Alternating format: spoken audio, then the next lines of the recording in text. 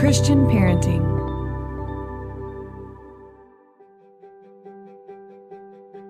Hello and welcome to the Growing Connected podcast. My name is Amy Ulrich and I'm here with my husband Jeffrey Ulrich. Jeffrey is a child psychologist and we are parents and authors, and together we've written the book The 6 Needs of Every Child, empowering parents and kids through the science of connection. In my work as a therapist, I see both the joy and the pain families experience in their journey together.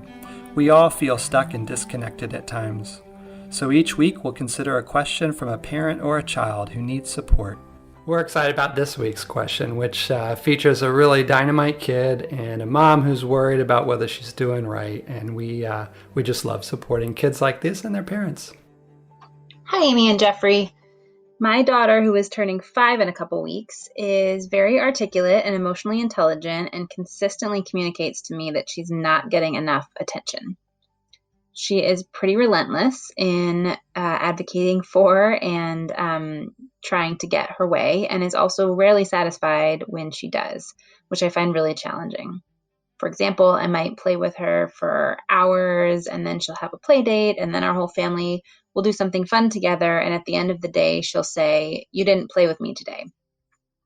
I'm worried that her needs aren't being met and that she is harboring growing resentment and some kind of hurt from our inability to give her what she needs. Yeah, again, just what you said. I mean, I am just smiling listening to this question because I'm just imagining this indomitable little person. And these are the kind of kids and people who grow up to be world changers. And it's also can be so exhausting to be a parent yes. in the middle of that. And so I'm just curious to know. So let's say this mom shows up in your office, asks you this question. Where do you start? What do you say? Well, the first thing that comes to my mind listening to this mom talk about her kid is this sense or fear that she's somehow failing her daughter in some way, not providing all that she needs. And she's really trying really hard, clearly, to meet a need that her daughter has expressed, and good on her daughter for expressing it. But there are really more needs that are going on here. And this is one of those questions that hits on several needs at the same time. I could think of delight, boundaries, comfort, equipping, and we can get into how each of those plays out in a scenario like this one with this kid. But the fact that so many different needs are going on here, and it's hard to keep track which is the most important one. I think this mom is keying in on her child's need for delight. The kid is expressing it in this way, and she's feeling like, I must not be meeting it sufficiently enough because my kid keeps saying, I need more, I want more. That's right, yeah. And I think that kids who are so articulate like this, they just are so good at activating, at least for me, I'll speak only for myself, that mom guilt button. Like, I must just not be doing so. If my kid is telling me they need this. But on the flip side, you're so tired because you really are doing everything that you can. And I think about this particular moment too. Just so much is pulling at us. So help me break it down. We clearly have the need for delay. Where do you start here? Yeah. So this is going to touch on all 4 of those needs. We can spell it out at the end. But the first bit is just affirming her daughter's sentiment. This kiddo loves her mom, and that's a beautiful thing. And we want to reflect that back to our children when they want to be with us. That won't always be the case. There'll come a time where she's off doing her own thing. So to grab the moment and say, I love being with you too, dear.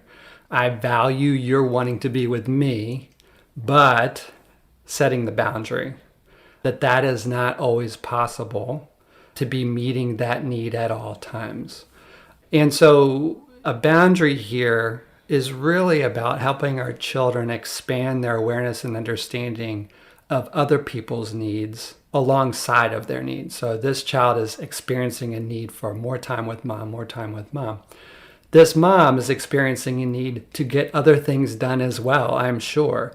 There may be other kids in her family who need attention and time. There are things that she needs to do for herself.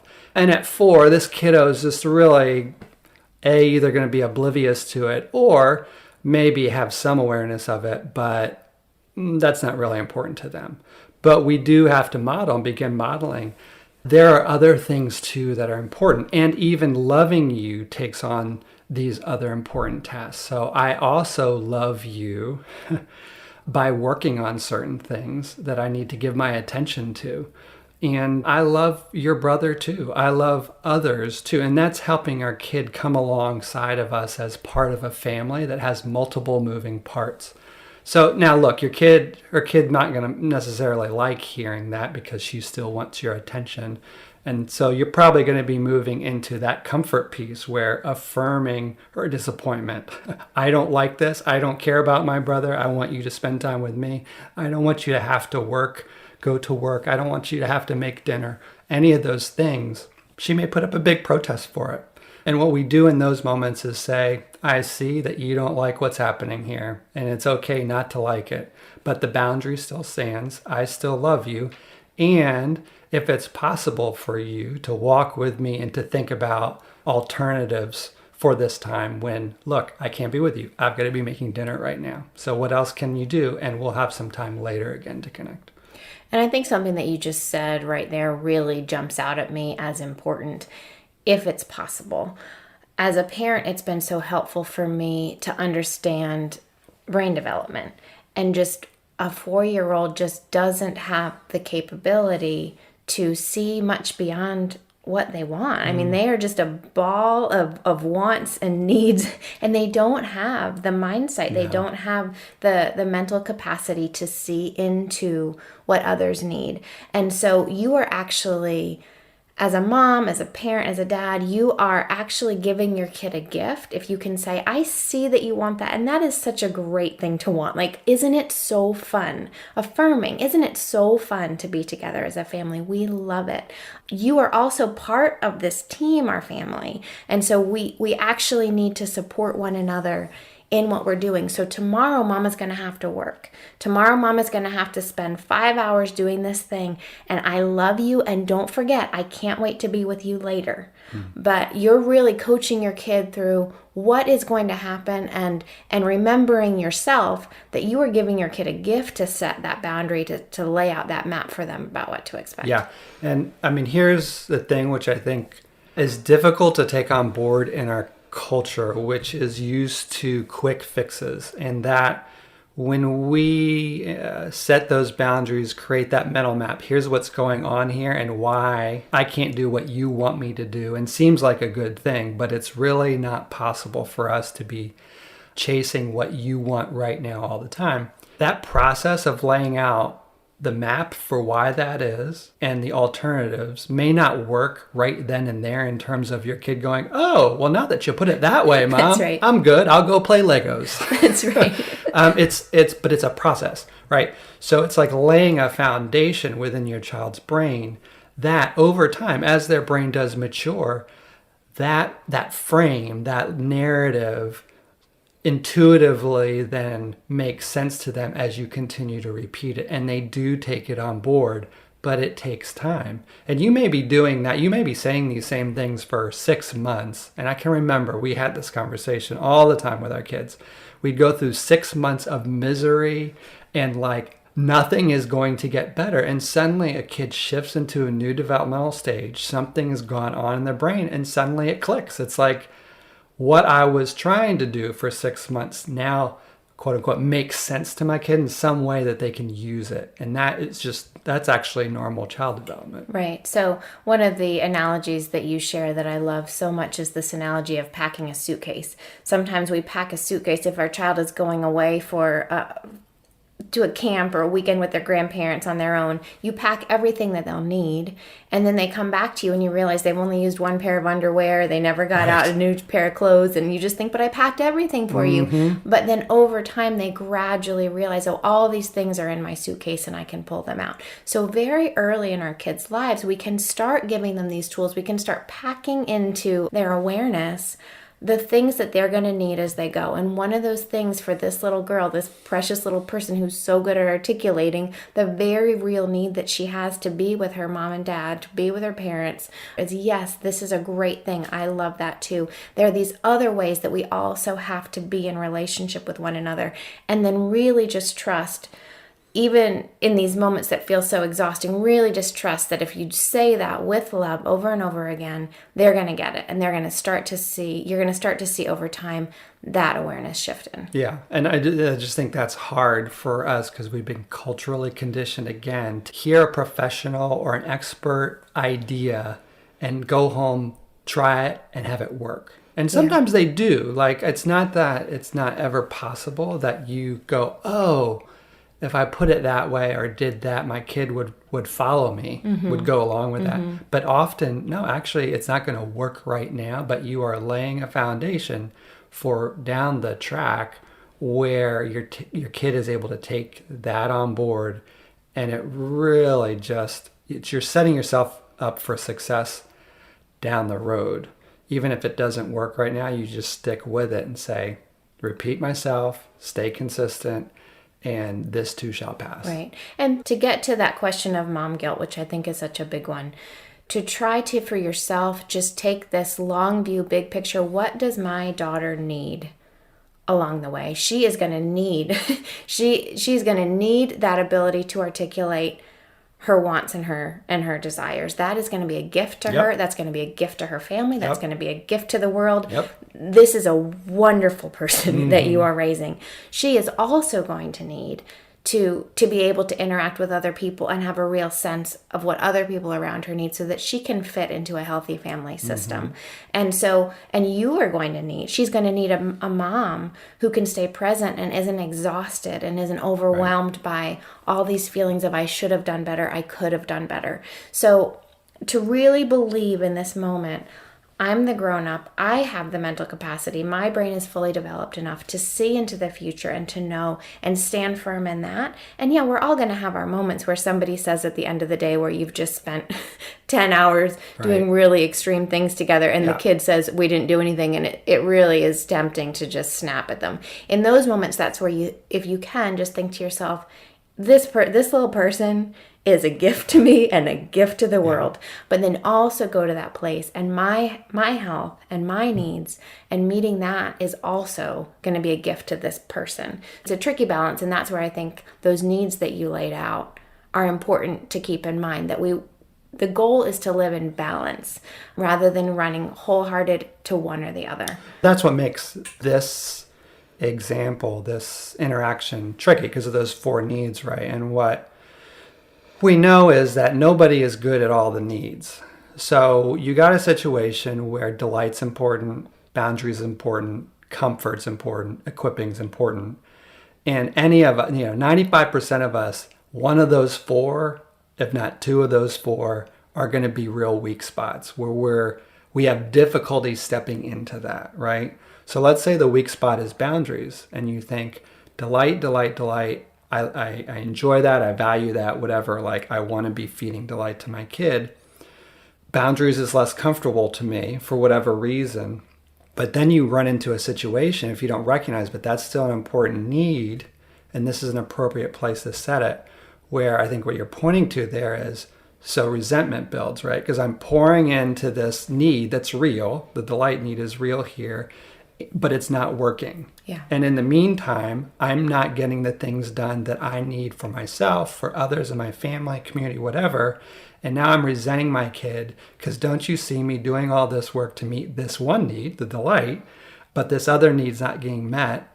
And either I didn't see it, or there's some hesitancy within me to go into that need, or don't feel like I'm competent in that need. So it's a good example where just being aware and just saying, okay, what might my blind spot be here? And can I trust to move into that direction and just see what happens?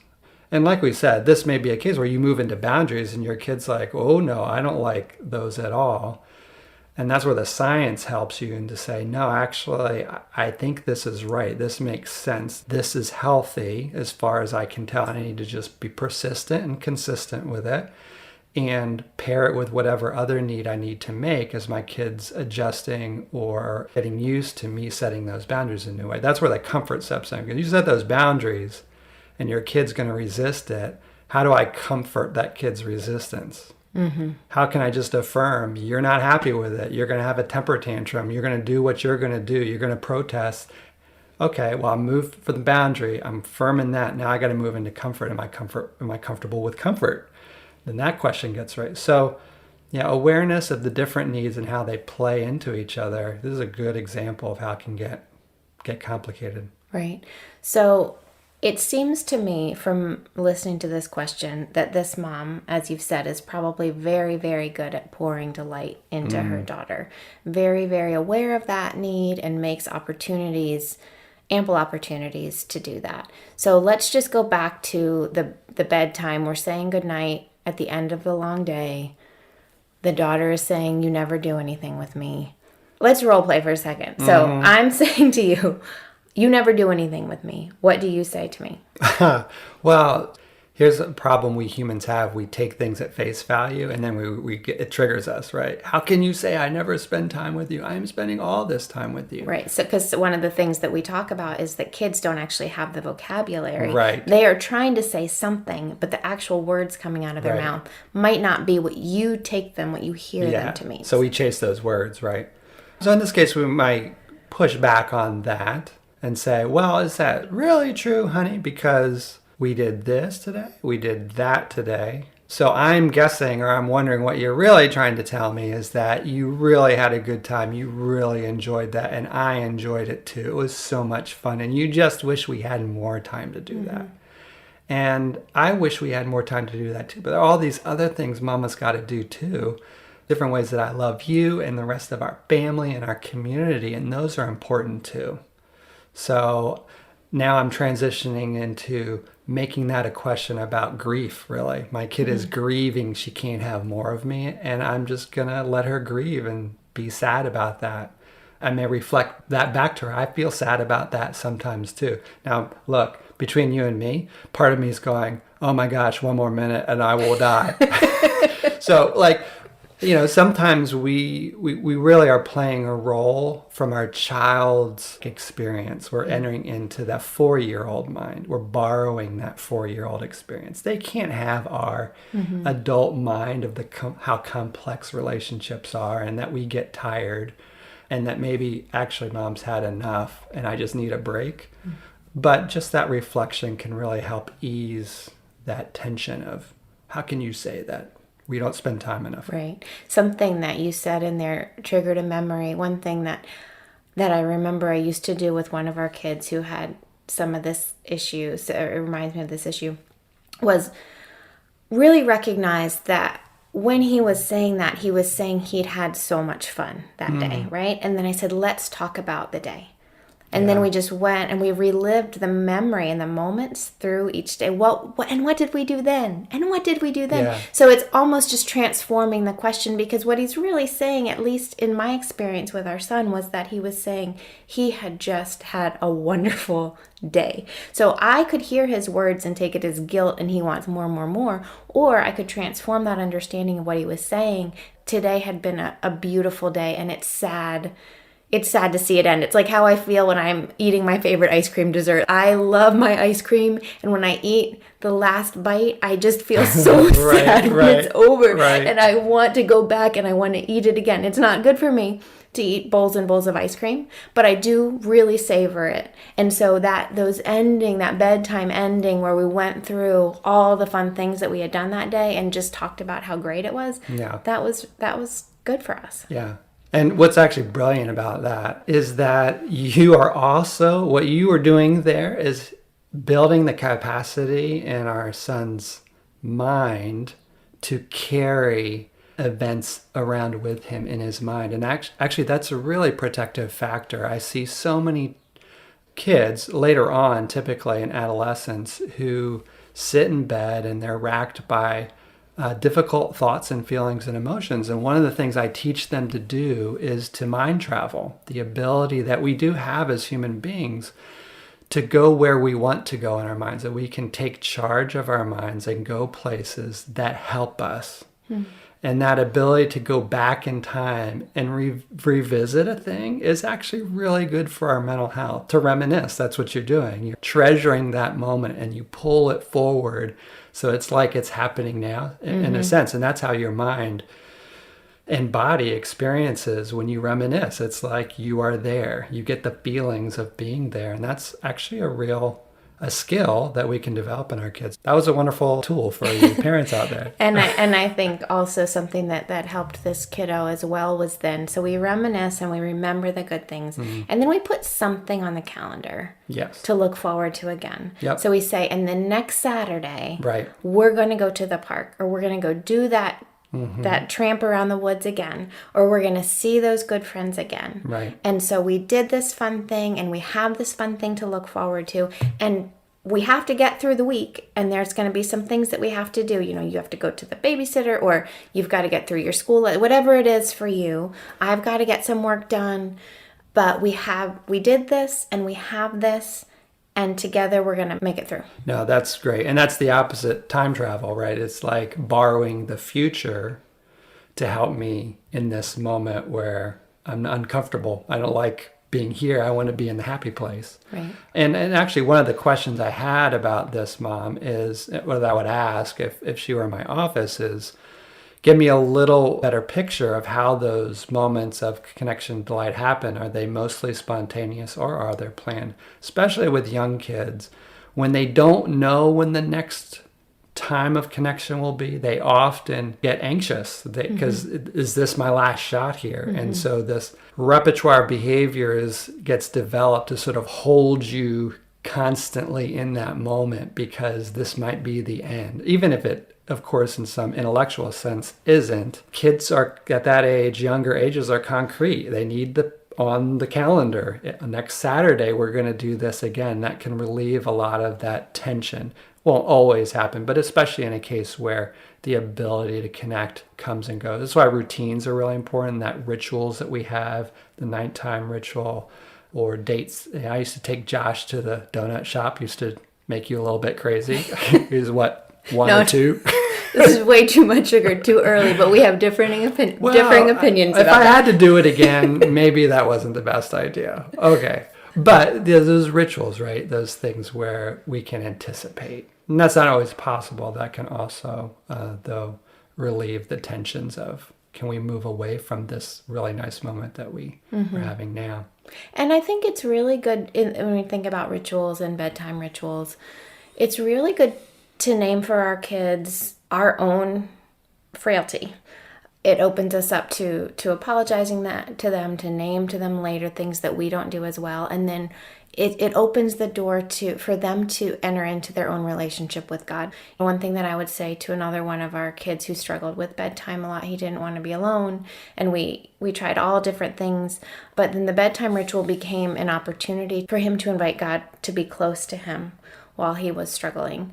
You and I believe that God is close at all times, and that Mom and Dad can't be close. We can't be close to our kids at all times, but there is a love. God is present. You can invite Jesus to come and be with you here tonight. That gives them the opportunity to start exercising their faith early. Yeah. And it reminds me, too, of something I wanted to talk about in this case, and that is personalities. I don't know what the personality of this mom is, but I can get a sense of the personality of this kid, which is a big social, potentially extroverted. And we have a kiddo who fits that profile, and I'm an introvert. Our kiddo is an extrovert, and that's hard on me. And at some point in our relationship, I wanted to name that difference for him when he was old enough to understand it, so that he did not internalize like something is wrong with him, that Dad has a limit where I need to take a break from the intense interaction. How do I step out of that, have a boundary for that that's not shaming? And I remember it really helped him to have a name for a kind of personality in the world, and that one personality is not better than another. And God loves and delights in all of these personalities, that they are good in the ways that in which they are good. Because there are things that he's going to be able to do in the world that I just could not with that. Because he has a personality that allows him to do things that I marvel at. And helping him see that as he grows older, I think that helps our kids to understand. It's again part of making the map, creating a map for them of human beings. It's different ways of being in the world, and God delights in all of them. so we can both respect differences and cherish them. That's right. And it goes back to what we just talk about over and over again, which is how shall I be with this child instead of exactly what shall I do right here in this moment, because you could do a variety of things and it may or may not make things better today, tomorrow, next week. But if we consider how shall I be with this child, we can start to delight and see who they are, really take into consideration how we interact with them based on their particular personalities, and then ask God to enter in and help us. Amen. We want this time together to be a place where we can consider hard things and also share moments of joy. In our book, we talk about God moments. Times when parents and kids have experienced God's love and presence carrying them through in very specific and sometimes inexplicable ways. We believe that sharing these stories together and with our kids is a great way to connect us to each other and to God, and point us all to love. I've asked my friend Anne to share a God moment with us today. For those of you who've read our book, Anne is the friend who rescued me after my disastrous attempt at humor when one of our boys broke his wrist.